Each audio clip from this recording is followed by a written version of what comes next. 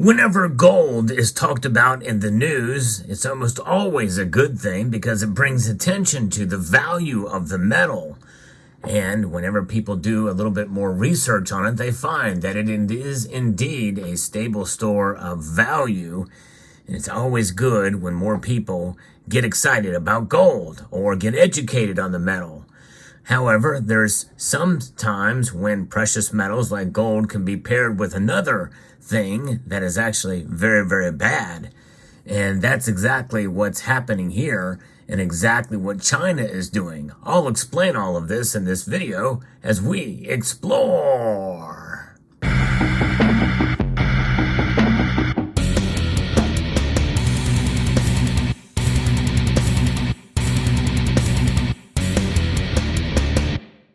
That's right, China is using gold in a very special way in this case.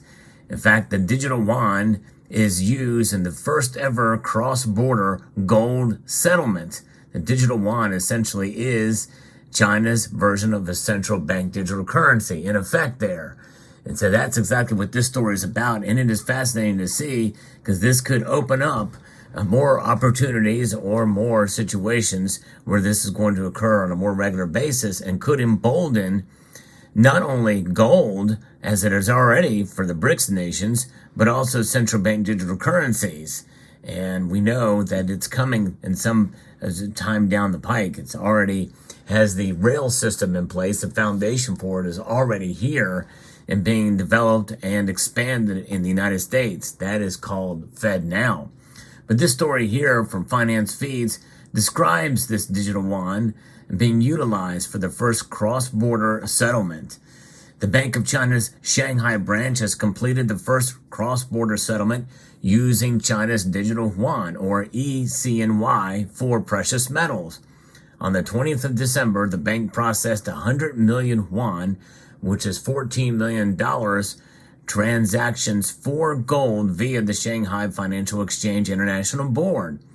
This transaction marks a new milestone in the use of China's digital currency, with the Bank of China in Shanghai at the forefront of these efforts. The branch has made a key participant in the digital yuan's pilot test and has recently used the ECNY for importing iron ore into China. So it's already being used for other commodities. But gold certainly is the one that it matters the most because central banks around the world have been adding it to their portfolio. And if they're able to transact with it using their digital currencies, well, they can track it and trace it in their own way and own methods. And we know that if there's a central bank digital currency where gold is bought, well, that will be essentially burned in to the code, to the blockchain. For which is the foundation and the digital ledger that will be utilizing this. At least for most, that's what it's going to be. There may be other technologies like Hashgraph or whatever that could mature in due course and be a lot easier and use less energy in order to document the transactions. It has been collaborating with international banks like France's BNP Paribas to expand the digital yuan's reach. China's digital currency stands out as one of the most advanced central bank digital currency projects among the world's major economies. Well, and this is because they were one of the first to adopt it. And it certainly makes sense, you know, the kind of state they are. They are definitely one of those that does track and trace people. They have they're one of the first to implement social credit scores as well, too. So it's no surprise that theirs will be the most advanced. Because really, in a sense, they don't really care a whole lot about the liberties of their citizens. They don't mind tracking and tracing them. And look at the system of government they have over there, sadly. And that the people really are more of a victim of than benefit of. So to brag about having the most advanced central bank digital currencies, well, it's no surprise, but it should not really be a bragging point. While the initial focus of the project is domestic cross-border trials in Hong Kong, have been gaining momentum. The use of the digital yuan in international trade was highlighted by the Chinese President Xi Jinping at the Shanghai Cooperation Organization Summit in July of this year. Following his address, various foreign banks have joined China's CBDC trials, Additionally, Singapore has opened its doors to Chinese tourists using digital yuan, and a $400 million memorandum on CBDC cooperation was signed with the United Arab Emirates, and that was back on December 1st. So you think about this, folks, this really means that the more success they have with their digital yuan, up to and including gold to settle, and other nations was the ultimate form of money. It's the oldest form of money out there, really. And if you go back to Lydia in 700 BC, coins made of what is known as electrum, which is a combination of gold and silver, were first circulated. That's the oldest money out there that's been recognized and widespread for transactions out there for these precious metals, to the newest money, central bank digital currencies. Kind of ironic how they kind of come together as one. And so this latest update, there's an update that has been done with the official digital yuan application, which was released on the 19th of December, introduces new features. These include the ability to create a digital yuan wallet using a phone number, wallet disabling in case of phone loss or resetting of passwords and private keys. Users can also link their bank accounts and debit cards to purchase digital yuan directly in the apps. And they're expanding for sure, and it's kind of scary.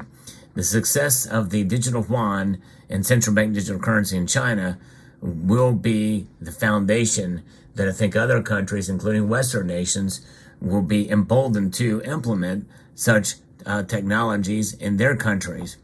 The account will contribute financial strength to support Shanghai's in-depth implementation of the free trade pilot zone promotion strategy and promote the quality and upgrading of the International Trade Center, according to a spokesperson for the Bank of China. China's push to develop a central bank digital currency has positioned the ECNY as a frontrunner among similar initiatives by other major economies. And China is the second largest economy in the world. So they're going to be watching them, which means they are going to be a leader there, and they're going to pay attention, and it's going to spread. The more it spreads, the more pressure is going to be on the United States to adopt and other Western nations. And with transaction volumes reaching 1.8 trillion yuan, which is $250 billion by mid-2022, the digital yuan's adoption and integration into the banking sector are gaining momentum. So essentially what's going on here is it is spreading. It is spreading to these international transactions, which means that when other nations and other entities have faith and trust in the central bank digital currency to the point where they're willing to trade gold using it, that tells you something. It tells you something for sure. But what does it really say? It says that to the precious metal and the monetary system that can be trusted the most, that has the least amount of corruptibility tied to it. And yes, gold really essentially is an object. It is a tool. It can be a tool that can be used for both good and evil. But central bank digital currency can be tweaked, and it can be adjusted and targeted as a tool in technology. Much easier than gold can, in my view. And it's because it's traceable and it's trackable. Well, those that are in power, they can use it to target whoever they want, including political dissidents and those that don't meet their criteria of what it means to be a good citizen. And what being a good citizen in China today could be vastly different than what would be a good citizen and how they would see a good citizen tomorrow or next year or what have you. And the winds change politically, socioeconomically, and all that is going to play a role in how it is implemented and utilized to empower people. It's kind of a shame. But, we like to be free here, and I think the idea of having, like, for instance, a car, like these two cars here, created at times where there really wasn't much technology in them, other than just the speedometer and the things to make them go. No real tracing and tracking technology that you see in a lot of the newer cars out there. Nonetheless, these represent gold. They're golden in color. In fact, this one here is given to me as a gift by Clear Lake Drive, and it is actually 24 karat gold plated gold, recognizing the anniversary of NASCAR, the 50th anniversary of NASCAR. And so pretty amazing to have one of these actually plated in pure 24 karat gold. But nonetheless, gold is a metal that shines. It is beautiful. And I think that's a reason enough, I think, to have it in your portfolio, in your collection in physical form, but to understand that it packs a lot of value in a small amount of space gives you a lot more confidence, that you got something that stands the test of time, and by any stretch, by any measure, has proven itself and shall continue to prove itself. And so as long as there's no transactions that show that you own this, and of course a lot of the times, every time you buy online, well, you are indeed creating a paper trail for your ownership of these.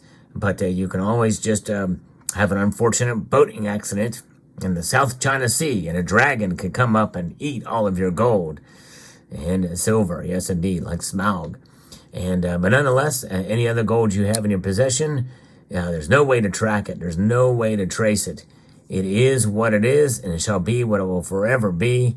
And that's the bottom line, because history says so, and science says so with regards to gold. So it's ironic that gold is being transacted using a central bank digital currency when the mere ownership of it essentially is a middle finger to that very technology out there. So let me know what your thoughts are. Found this information quite interesting, and when I found it and I wanted to share it with you, let me know what your thoughts are down in the comment section down below. I'd like to extend a multitude of gratitude to each and every one of you for taking the time to watch, and to encourage you to please rate, share, comment, and subscribe.